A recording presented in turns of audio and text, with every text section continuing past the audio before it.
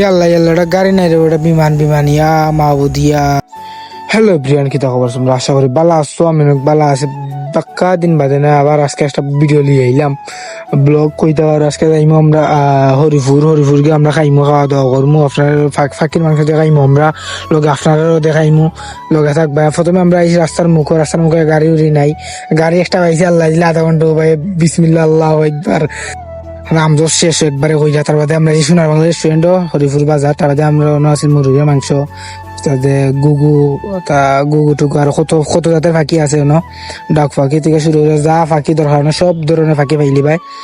আর মাত্র 150 টাকা হইলে পাইবাই, আর ডিসকাউন্ট পাইবে, আমার নামটা লইলিও। What ever. তারপরে আমরা ওখান থেকে লইছিলাম ফাঁকির মাংস, আমরা গুগু লই লিছিলাম, গুগু নামক লোকে হোয়াট এভার। তারপরে আমরা বাচ্চা একটা লই লিছি, বড় দেখে বাচ্চা একটা লইছি আমরা, একটা ফাঁকি একটা লই লিছি।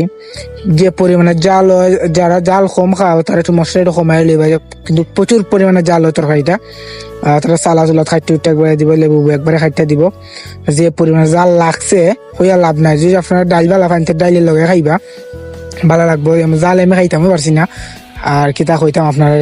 আর ভিডিওটা যদি ভালো লাগে অবশ্যই যাইবাই, আর হরিপুর তারুয়াটি সোনার বাংলা রেস্টুরেন্ট অবশ্যই যাইবাই, ভিজিট করবাই, খাওয়া দাওয়া করবাই, জালটা অনুভব করবাই। সবাই ভালো থাকো, সুস্থ থাকো, টাটা গাইজ।